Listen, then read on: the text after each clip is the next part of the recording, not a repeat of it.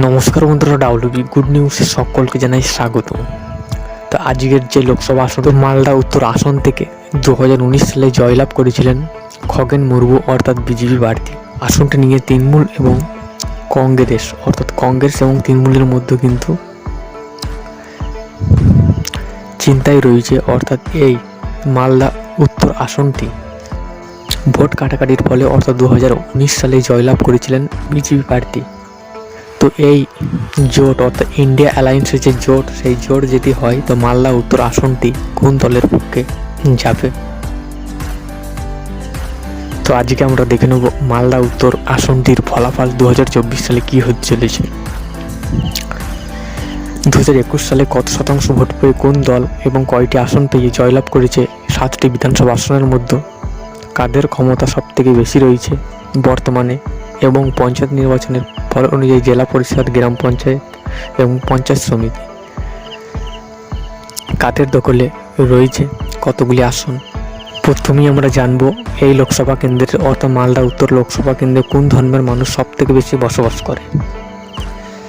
তো মালদা উত্তর লোকসভা কেন্দ্রে হিন্দু ধর্মের মানুষের বসবাস 45%, মুসলিম ধর্মের মানুষের বসবাস 35%, তপশিলি জাতির মানুষ বসবাস 5% এবং তপশিলি উপজাতির মানুষ রয়েছে 15%। তো সর্বপ্রথম আমরা দেখে নেব 2023 সালে গ্রাম পঞ্চায়েতের ফলাফল ঠিক কেমন হয়েছিল। তো মালদা উত্তর এবং দক্ষিণ দুই লোকসভা মিলিয়ে কিন্তু ফলাফলটি আমরা দেখে নেব। তৃণমূল কংগ্রেস গ্রাম পঞ্চায়েত পায় 1530টি এবং বিজেপি পায় 479টি,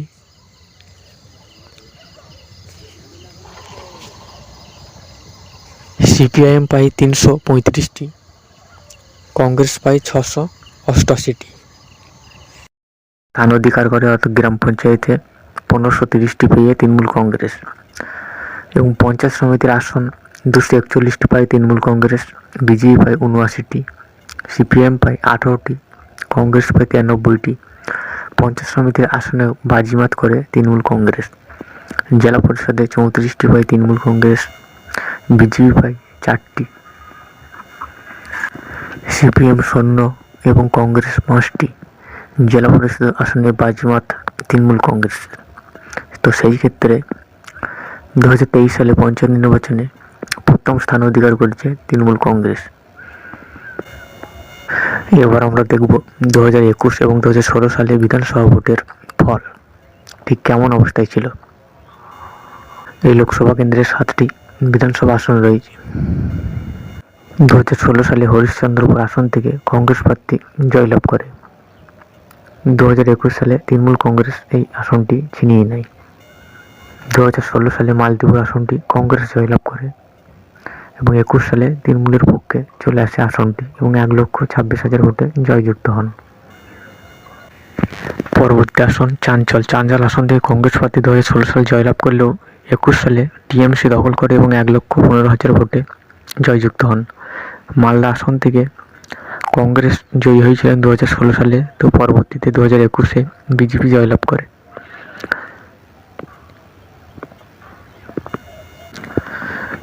এবং গাজলে 2016 সালে সিপিআইএম জয়লাভ করে এবং 21 সালে বিজেপি পায় গাজল আসনটি। হাবিবপুর আসনটি জুয়েল মুর্মু 16 সালে জয়লাভ করেছিলেন, ফের 21 সালে পান বিজেপি প্রার্থী। রাতো আসনটি 2016 সালে জয়যুক্ত হন কংগ্রেস এবং 2021-এ ছিনিয়ে নেয় তৃণমূল এবং 1,30,000 ভোটে জয়যুক্ত হন।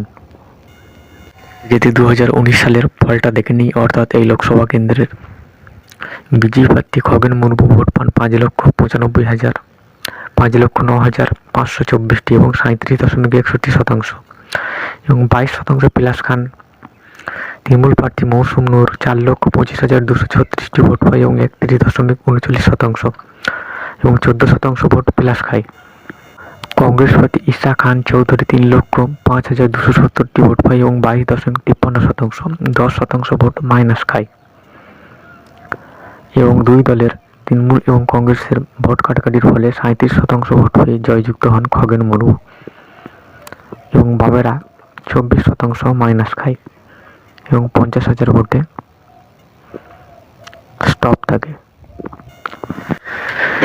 এছাড়া যদি 2014 সালের ফলটিও দেখে নিই, 2014 সালে সিপিআইএম এবং তৃণমূলের ভোট কাটাকাটির ফলে কংগ্রেস প্রার্থী মৌসুম নূর জয়লাভ করেছিলেন এবং ভোট পেয়েছিলেন 3,88,609টি এবং 33.41%।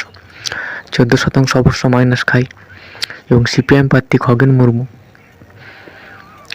13% ভোট মাইনাস খায় এবং 27% পৌঁছায় এবং 3,22,000 ভোট পায় এবং তৃণমূল প্রার্থী 1,97,313টি পায় ভোট এবং 16% ভোট বাড়ায়। 16.97% ভোট পায় এবং 16% ভোট বাড়ে। 2014 সালেও কিন্তু কাটাকাটির ফলে জয়লাভ করেছিলেন কংগ্রেস প্রার্থী। তো তেমনটাই পুনরাবৃত্তি ঘটেছে 2019 সালে। সেই ক্ষেত্রে এই আসনটি যদি ইন্ডিয়া জোট একের বিরুদ্ধে এক প্রার্থী দিতে পারে, আসনটি কিন্তু ইন্ডিয়া জোটের পক্ষে আসার সম্ভাবনা রয়েছে।